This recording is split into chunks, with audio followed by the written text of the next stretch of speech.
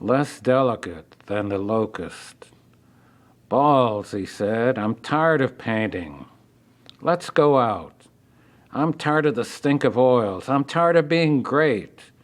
I'm tired of waiting to die. Let's go out. Go out where? She asked. Anywhere. Eat, drink, see. George, she said, what will I do when you die? You will eat, sleep, fuck, piss, shit, clothe yourself, walk around and bitch. I need security. We all do. I mean, we're not married. I won't even be able to collect your insurance. That's all right. Don't worry about it. Besides, you don't believe in marriage, Arlene. Arlene was sitting in a pink chair reading the afternoon newspaper. You say 5,000 women want to sleep with you. Where does that leave me? 5,001. You think I can't get another man? No, there's no problem for you. You can get another man in 3 minutes. You think I need a great painter? No, you don't. A good plumber would do. Yes, as long as he loved me. Of course. Put on your coat. Let's go out. They came down the stairway from the top loft. All around were cheap, roach-filled rooms, but nobody seemed to be starving.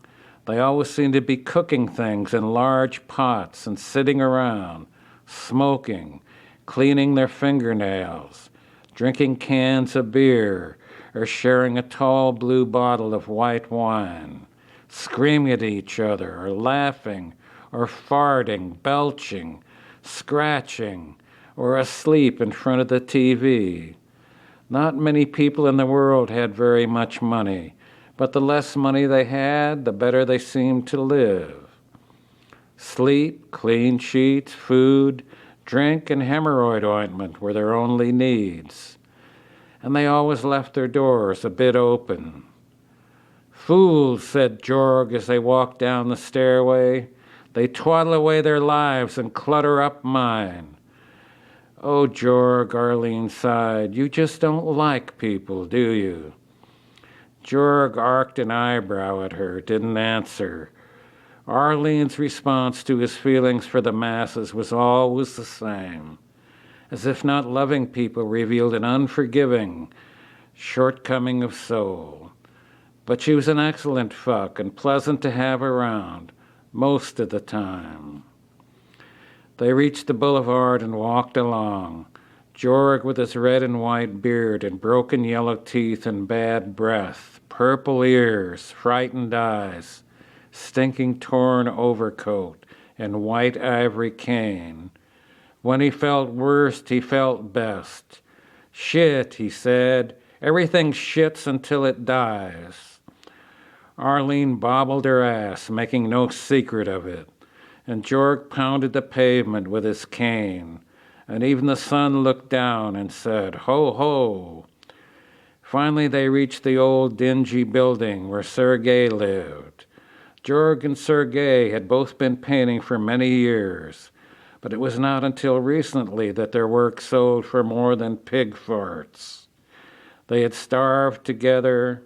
Now they were getting famous separately. Jorg and Arlene entered the hotel and began climbing the stairway. The smell of iodine and frying chicken was in the halls. In one room, somebody was getting fucked and making no secret of it. They climbed to the top loft and Arlene knocked.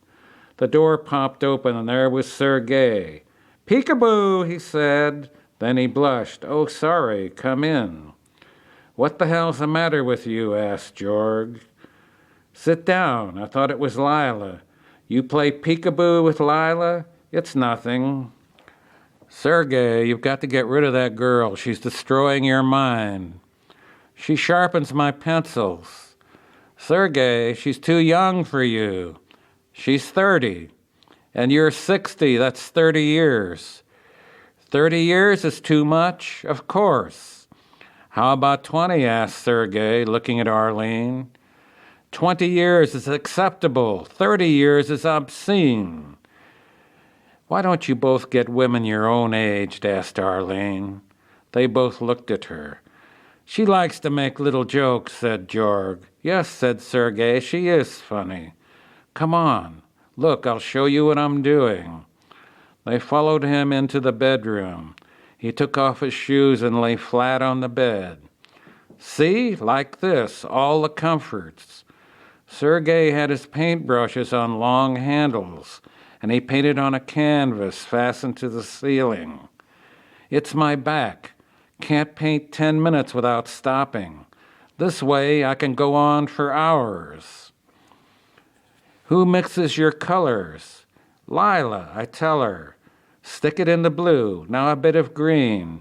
She's quite good. Eventually I might even let her work the brushes too. I'll just lay around and read magazines. Then they heard Lila coming up the stairway.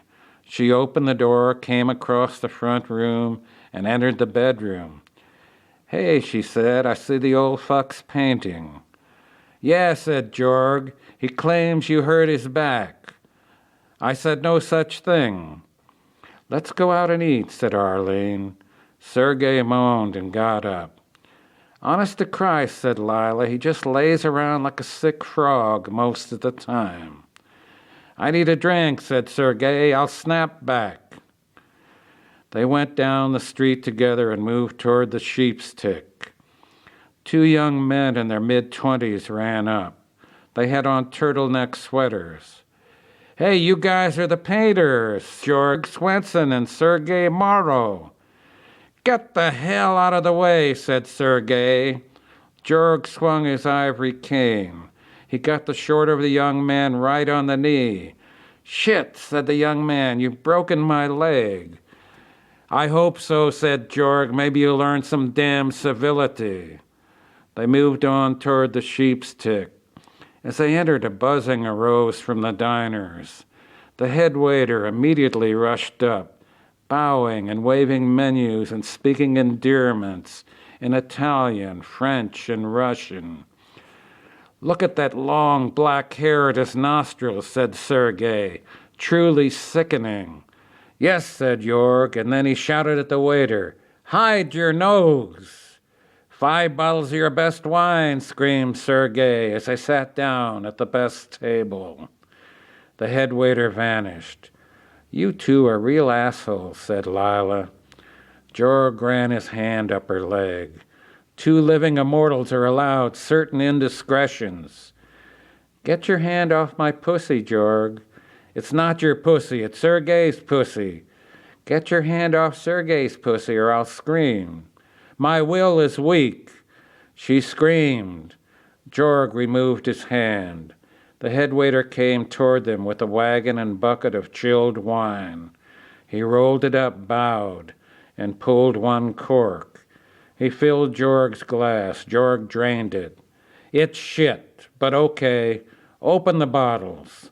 All the bottles? All the bottles, asshole, and be quick about it. He's clumsy, said Sergei. Look at him. Shall we dine? Dine, said Arlene. All you guys do is drink. I don't think I've seen either of you eat more than a soft-boiled egg. Get out of my sight, coward, Sergei said to the waiter. The head waiter vanished. You guys shouldn't talk to people that way, said Lila. We paid our dues, said Sergei. You've got no right, said Arlene. I suppose not, said Georg, but it's interesting. People don't have to take that crap, said Lila. People accept what they accept, said Georg. They accept far worse. It's your paintings they want, that's all, said Arlene.